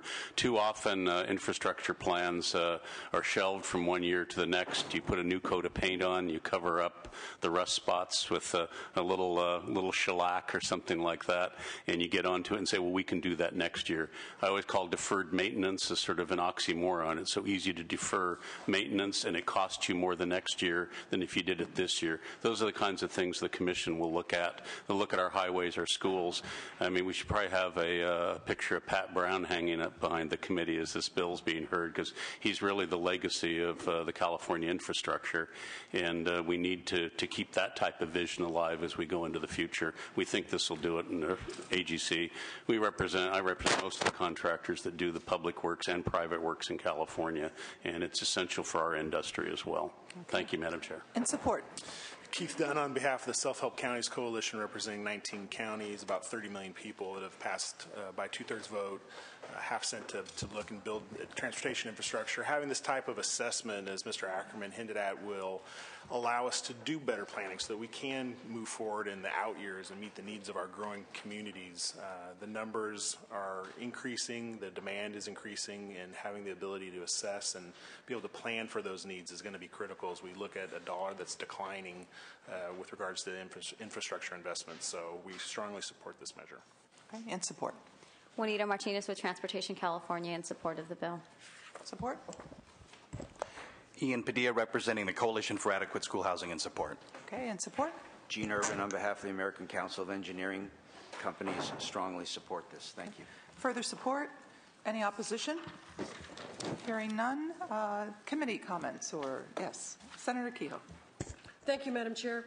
I want to applaud the author and the treasurer for taking on this issue, but I have to say that I think this is not the right time. And I understand, I think, your points on infrastructure master planning,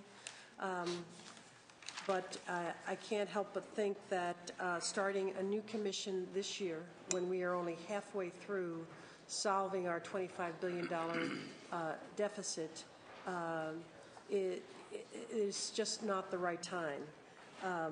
Senator, yes. It's going to be a year and a half before this would be even begun. So do we want a 3-year delay?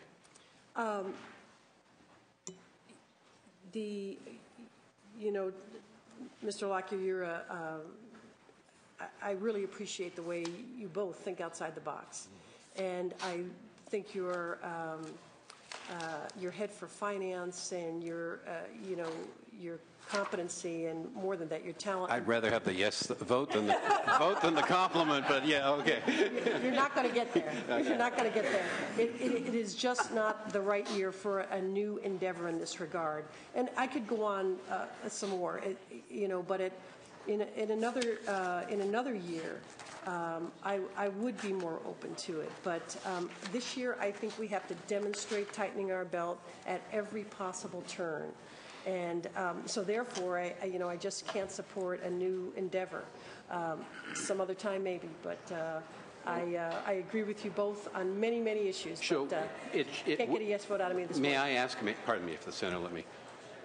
So what if it moved along and had a delayed implementation date? Does that address the don't do it this year issue? Well, when it gets to approps, we will look at what it does. I'm trying to get it there. Yeah.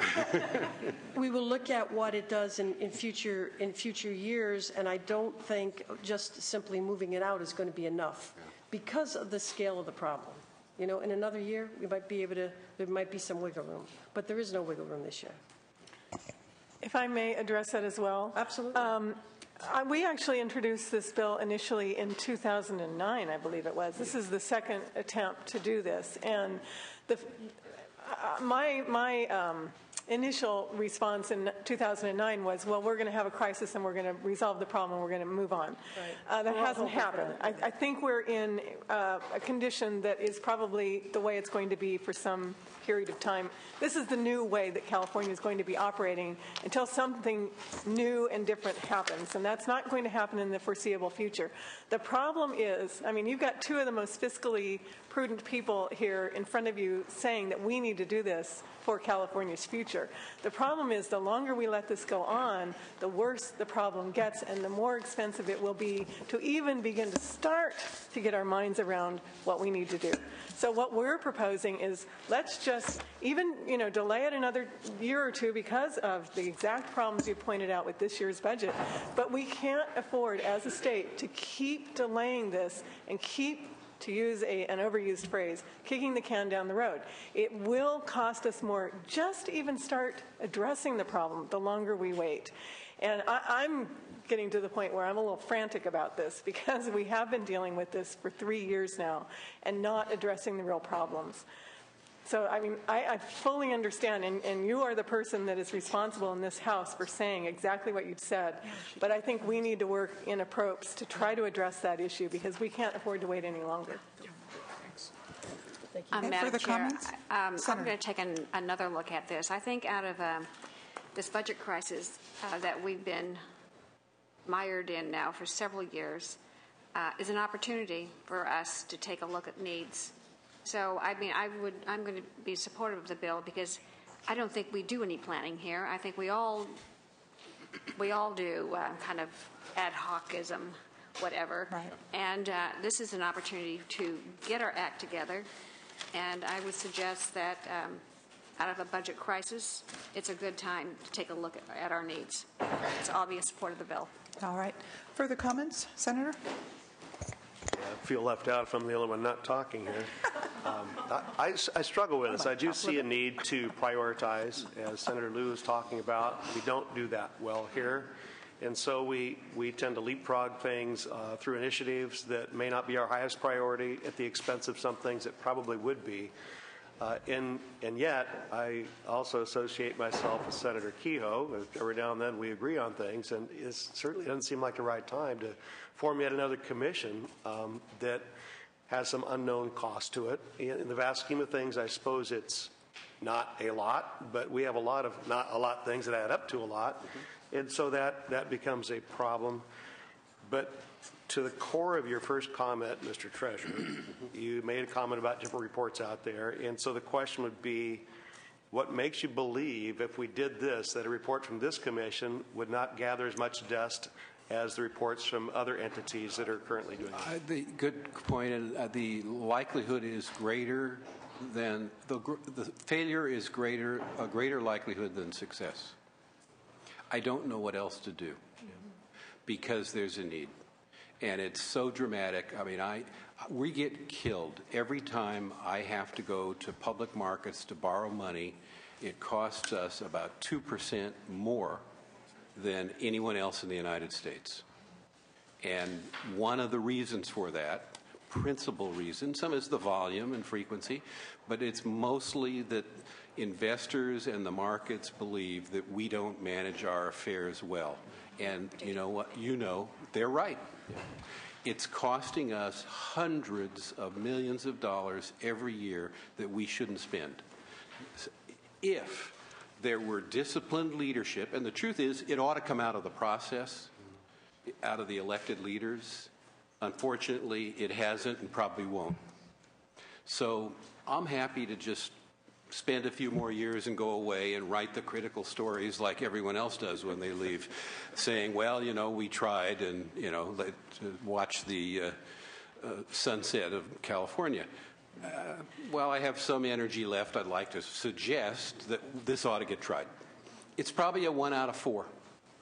The only two things that are different, other than will and need, perhaps, that's more extreme, are integrating both legislative and executive, because we don't do that, and try to get them, both branches, to own it. and the fact that we want to have financing, long-term financing, worked into the planning, not just a wish list of expenditures, which is what all the current plans do. They're a wish list by all the various groups involved. So I think those two things are different. I would point out, I got the money. I'm not asking for any. I'm just saying, authorize me to use the money I already got in my account. Oh, so we didn't rob all your money? No, there's still $5 million left. It's on budget. Take note of that. Yeah. We found some money. And you know what? I guarantee you won't get it. Yeah. If you want that 5, I guarantee you won't get it. But let me ask you a follow-up question on that, and I appreciate your response. I really am struggling on this one. If you had this in place and you had this blue ribbon commissions prioritize infrastructure projects, how would that play out in your mind as you're making the pitch to Wall Street on investing in infrastructure when you're selling the bonds? Yeah, they like hearing, for example, that we're going to have a budget on time, when that was sort of... we all like hearing that. Yeah, right. But when that was the discussion a couple of months ago, it affected interest rates. Mm-hmm. It affected credibility and the borrowing costs and so on. So, and that was just kind of the optics. It wasn't, sort of like hard, here's the plan. So you can't put a number on it, but it's pretty intangible. But I think there's a benefit in persuading them that we're doing it right, and our credit is stronger than we're getting acknowledgement for. Okay, so you have the money to do this. You don't need money from us. Right. You have a sunset on the commission. Yes. Right? It may be, Peter points out, maybe it ought to be extended a year to really do the work. Fine. And then it just goes away at that point? Yeah. Yeah. All right. I'm a tough sale, but I think I'm going to go along with you. Okay, sir. We'll let Senator Kehoe, hit the next waypoint here. Yeah. And I will move it with that. Yeah. All right. The bill has been moved. I am supportive of the bill, even though I do agree with Senator Kehoe and as well the cost issue and the fact that we want to make this actually work. We understand the status quo is not working. That's clear. California ought to have a plan for its infrastructure for lots and lots of reasons. So for all of that, plus the sunset and the fact that you have money in the bank. You shouldn't have told us. Well, May not be there much longer. Anyway, put some of it aside for this. The motion is do pass as amended to appropriations. Please call the roll. Wolk. Aye. Wolk, aye. Huff. Aye. Huff, aye. DeSaulnier. Fuller. Hancock. Hernandez. Kehoe. LaMalfa. Liu. Liu, aye. 3-0. You have 3 votes. You need 5. The roll is open. Thank you. All right. Senator Correa, come forward. Senator Correa, we have in front of us 3 bills. Item 2, SB 46. Would you like me to start with SB 46? Yes, please. SB 46. Welcome.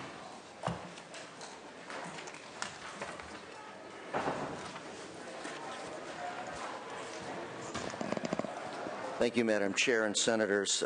This bill requires each officer or designated employee of a county, city and county, school district, county office of education, special district, or joint powers authority, that is a JPA, to annually file a compensation disclosure form that provides compensation and reimbursement information for the prior year. The measure specifies that the compensation disclosure form is a public record and shall be provided to a person upon request as soon as practicable, but no later than the 2nd business day following the day on which the request was received. This measure requires a governmental entity to post the information onto the website if the entity has a website, further making access easier.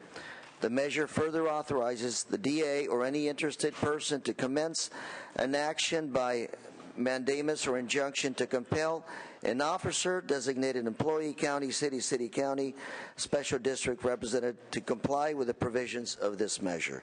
The measure utilizes the existing reporting system created by the Political Reform Act to minimize duplication of effort and minimize any cost possibly associated with this bill.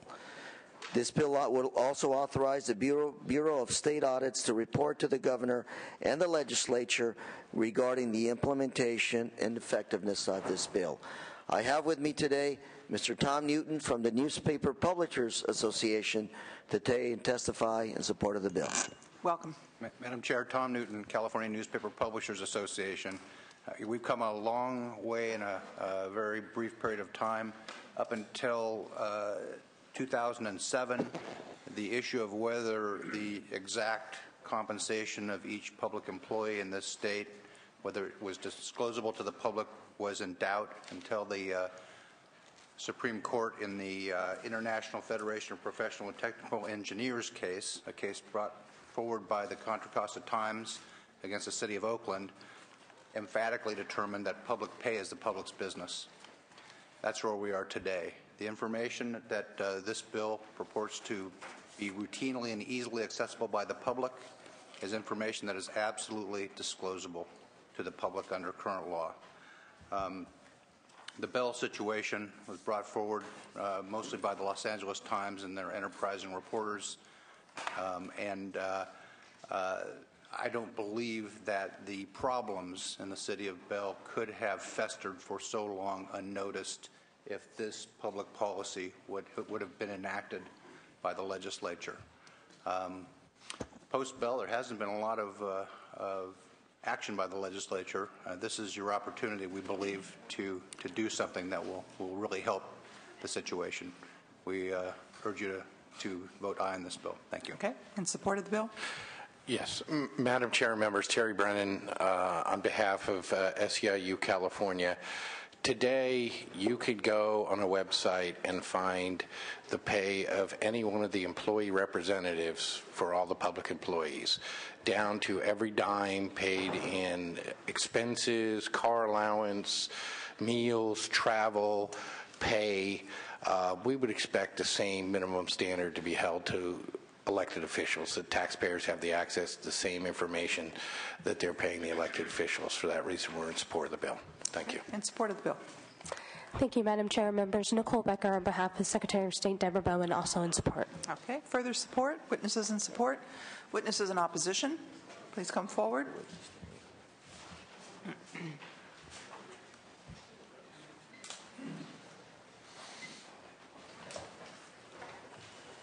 Welcome.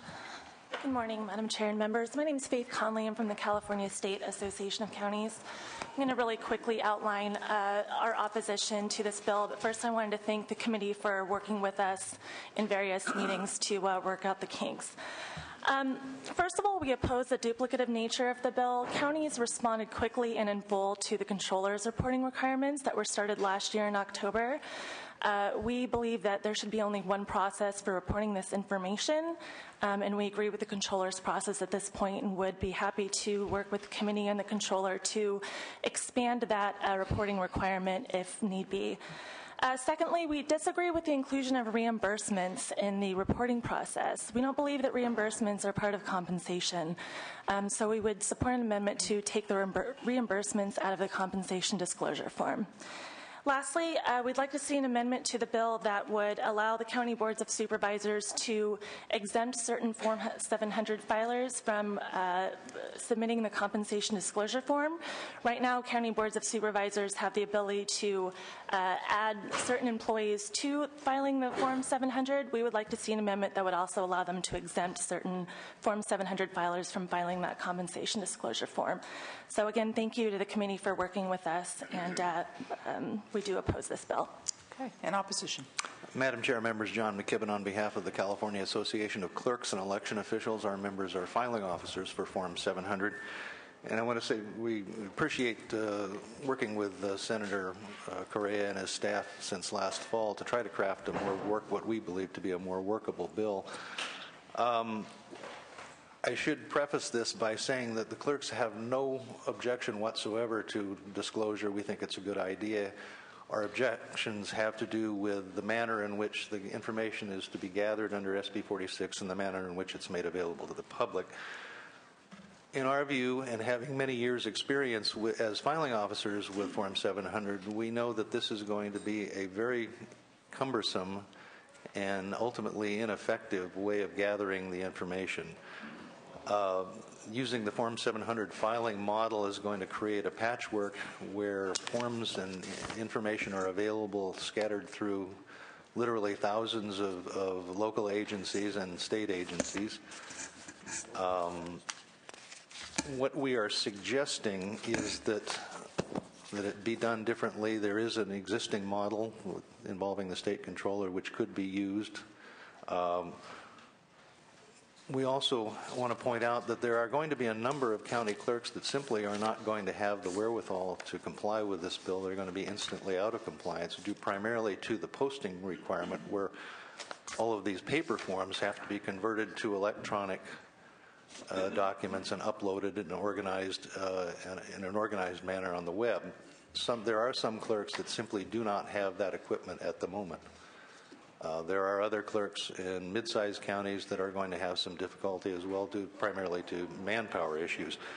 What we would hope is your committee will hold this bill in committee and work with Senator Correa, work with the clerks, and work with the other stakeholders to try to craft a reasonable, more workable, and ultimately more effective means of gaining the ends of the stated ends of SB 46. Thank you. Thank you. In opposition. Iris Herrera with the California Special Districts Association. We have an opposed unless amended position on this bill. We concur with the previous statements about having one process. Special districts have spent thousands of hours complying with the current controller's process for disclosing compensation. In addition, I just wanted to add regarding the reimbursement piece of the bill, we also do not believe that reimbursements are compensation and should be dealt with separately. Current law does require special districts to disclose annually any reimbursement paid by the special district of at least $100 for each individual charge, and those reimbursement numbers have to be filed annually and available to the public. And so we believe that that is an accurate, transparent way to disclose reimbursements. Okay. Sorry, Madam Chair, what was the association again, please? Did you say? The California Special Districts Association. Identification only, please. Laura Preston with the Association of California School Administrators, and we are opposed unless amended. Whitney Henderson with the Association of California Water Agencies, also opposed unless amended.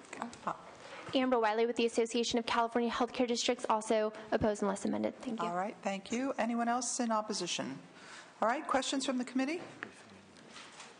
All right, my suggestion is to pass to appropriations. Would you close and address some of the issues that I'm going to have Mr. Newton first address them very briefly, some of his perspective on the opposition, and then I'll close. Newspapers' position on the controller's efforts to date is that because they do not specifically identify public employees, the effort is lacking and of not a lot of use.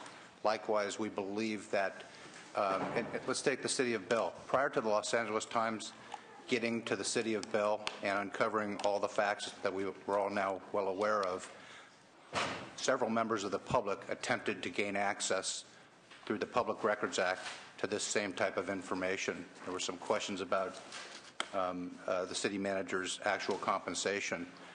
They made requests. They were sandbagged. They finally were given documents that were fraudulent and showed a much lower compensation than was actually the actual amount. And there were, but it's the local folks and local media that need to be able to get this information from the locality. And to have a statewide system in place, in our opinion, would be to hide the information in plain sight. And to have it out there without specifically identifying, as the Supreme Court said must be done, individuals and their exact compensation doesn't make a lot of sense either. Thank you. Yeah. Thank you. Senator? Thank you. So the the state controller implemented in 2010 new reporting requirements. Yeah.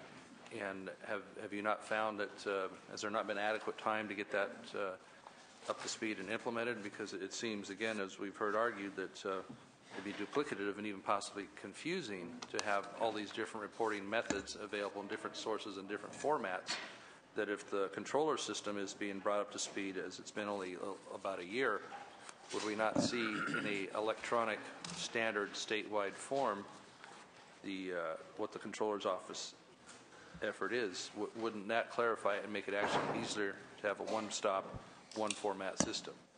The controller's efforts, as I understand them, and maybe I don't understand correctly, is that salary ranges, not actual salaries, no identified individuals that make these to the chair, salaries. The controllers are aggregate, these are individual.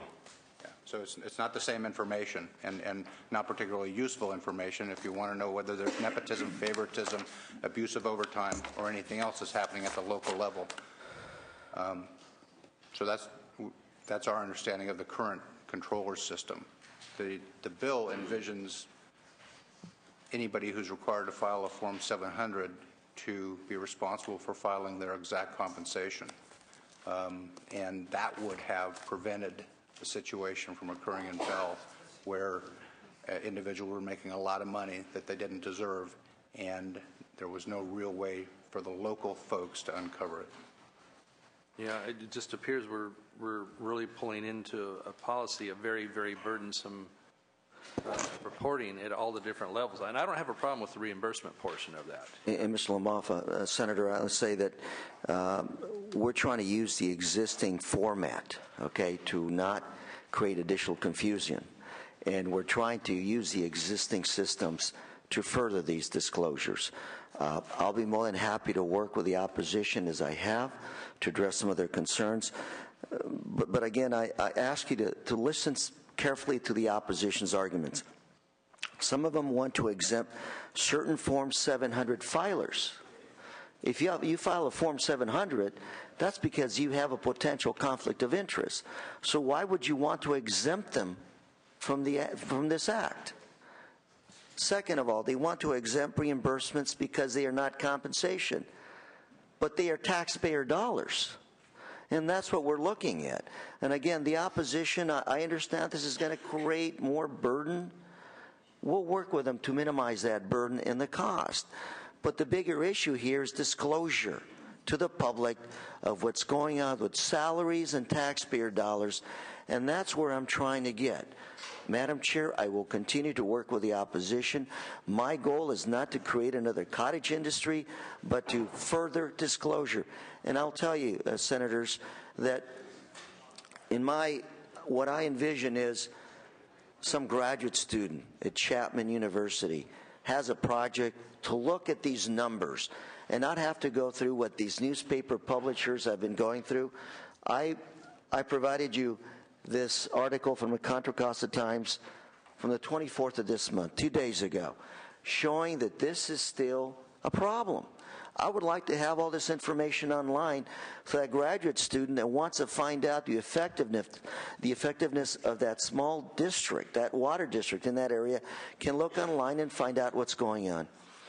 Give it more sunshine. That's the goal of this bill. I'll continue to work with all in opposition to make it a better bill. I ask for an aye vote.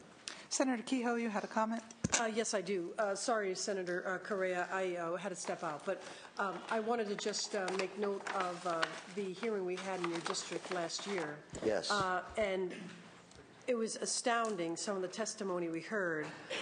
Citizens and the professor and his students who had worked for months or years and were just denied the information from public officials.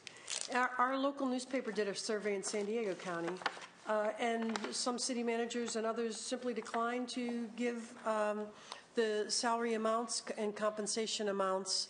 They'd run a whole grid, and there'd just be blanks. I mean, these are, as you said, Senator, these are taxpayer dollars. Citizens often don't know the difference between elected officials' salary, city manager's salary, water board salaries, different kinds of compensation, amounts of per diem. They can add up to serious money.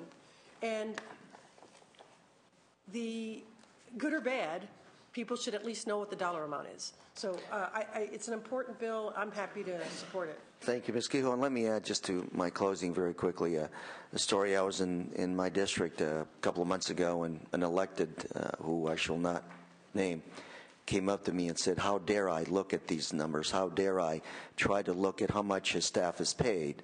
And how would I like it if somebody were to find out what my staff was paid? And when I pointed out to him that information is very much published in Sacramento, how much I pay, what my reimbursements are, he just walked away. But I think this is the attitude that's out there. It's none of our business. It is our business. It's a taxpayer business. I ask for an aye vote. And I believe there was a motion to pass to appropriations. Please call the roll. Wolk. Aye. Wolk, aye. Huff. Huff, aye. DeSaulnier. Fuller. Hancock. Hernandez. Aye. Hernandez, aye. Kehoe. Kehoe, aye. LaMalfa. Lou. 4-0. You need 5 votes. The roll remains open. All right, Senator, moving on to item 10.